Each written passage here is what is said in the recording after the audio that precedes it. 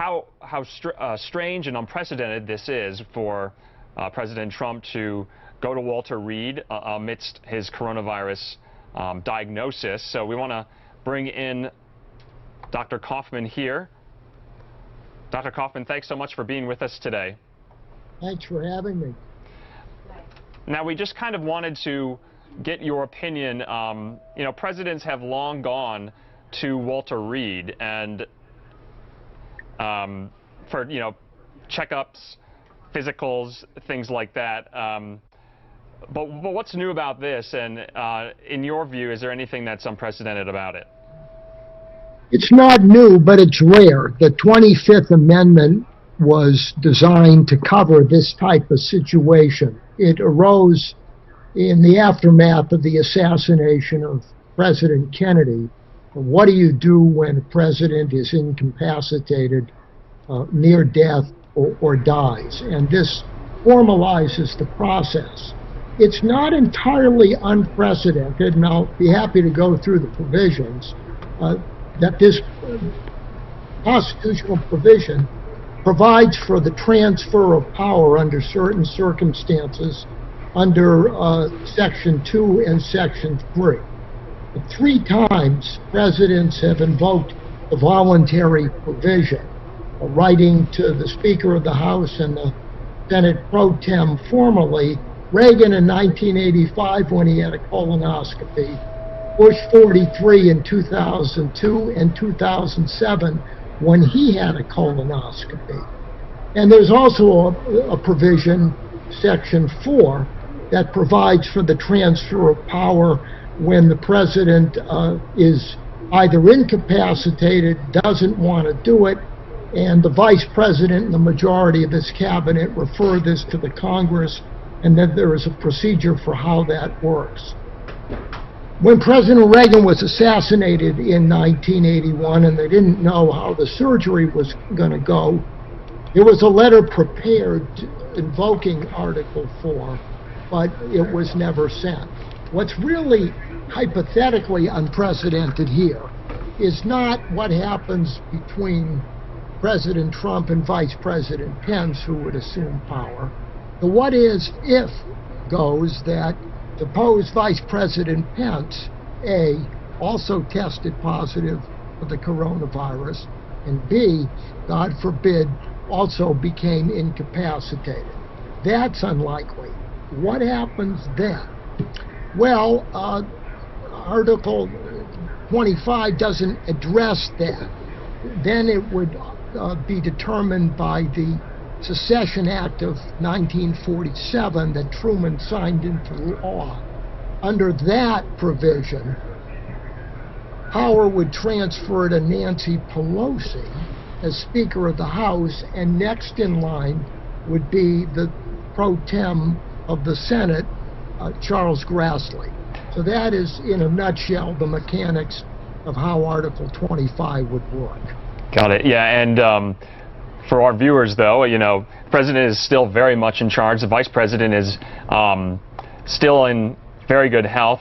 I wanted to ask, though, as far as the White House operations are concerned, you know, dealing with the media, how much to say, how much not to say, the national security implications of something like this. I'm reminded Dwight D. Eisenhower, when he suffered a heart attack back in the 50s during his term, you know, the White House press corps at that time was not, you know, privy right away to that information. So White Houses kind of have to walk a fine line as to how much they're going to say to the public and how much they're not. Would you agree?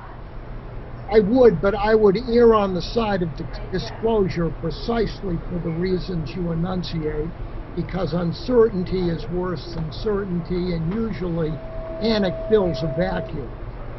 For example, this goes all the way back to President Roosevelt, where he ran for a 4th term, mortally ill, and really wasn't mentally or physically equipped to go to Yalta to negotiate with Stalin.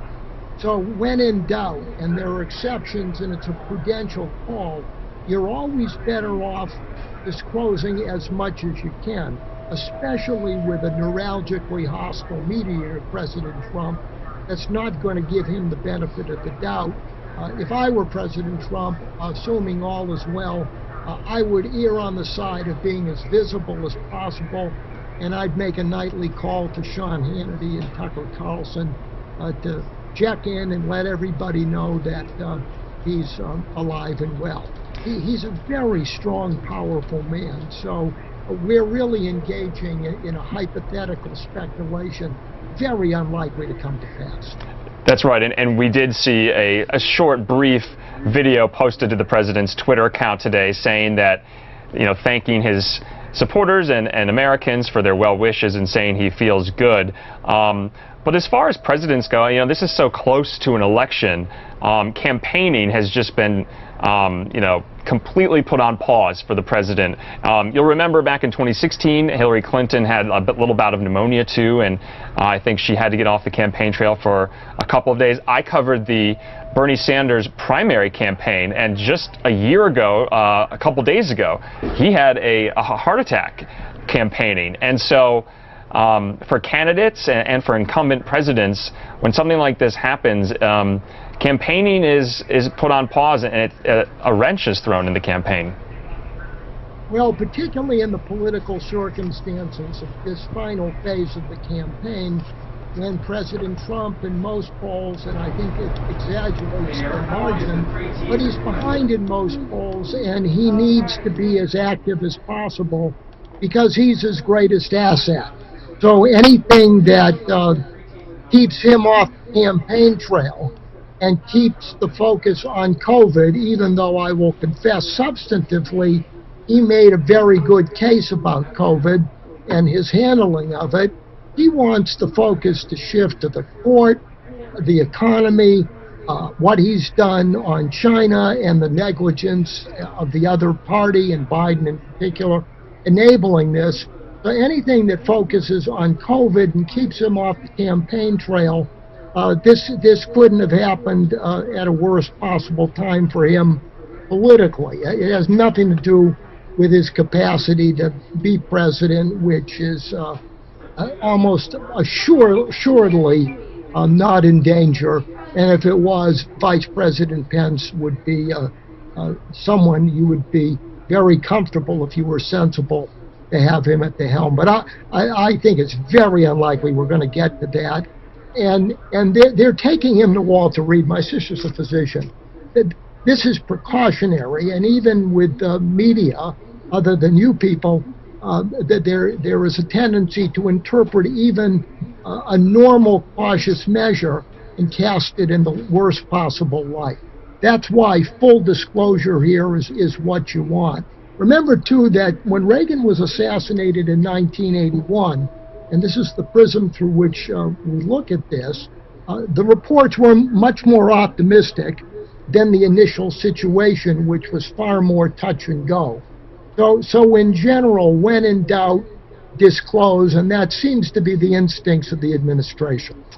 That's right. And I was seeing reports also that, a lot of people thought this was so unique that Marine One was flying the president off the South Lawn to Bethesda, to Walter Reed. But apparently that's quite normal, and that happens all the time when the president goes to Walter Reed for physicals and checkups and things like that. I wanted to get your thoughts, though, also on, has anything medically happened to a president, to a candidate, that has really affected their electoral chances that you can remember, in American history going forward here?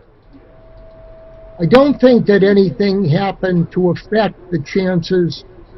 In actuality, it should have. FDR in 1944, by any rational indicator, was unfit to run. His physicians knew it, and that's why the press has gone, and it's healthy, in the opposite direction. Let me give you an example. In 1986, I remember, and I'm a great fan of President Reagan. I've done book events at the library. But I opened up the New York Times, and I saw in 1985, actually, a picture of Reagan's polyp on the New York Times front page. And I said to myself, do I really have to see this? Thinking historically, however, I would rather err on the side of disclosure, remembering how concealing FDR's sickness put the country in such peril. And when in doubt, we want the public to know, and it's much more reassuring for the public and our adversaries and allies to know that President Trump is talking to Sean Hannity than speculating, because that invites panic and miscalculation. All right, Dr. Kaufman, thank you so much for your insight into this truly historic event. And like you said, transparency is the best policy with all sides, administration and the White House press corps. Reminding our viewers also that reporters broke all of these stories today. That's how you're knowing about all this. And the White House has issued statements and letters from the doctors. So we want to thank you, Dr. Kaufman, for your insight. And we'll be following this story throughout the weekend and into next week. Thank you so much. Thank you, and I wish the President and the First Lady a swift and speedy recovery. Thanks for having me. Thank you.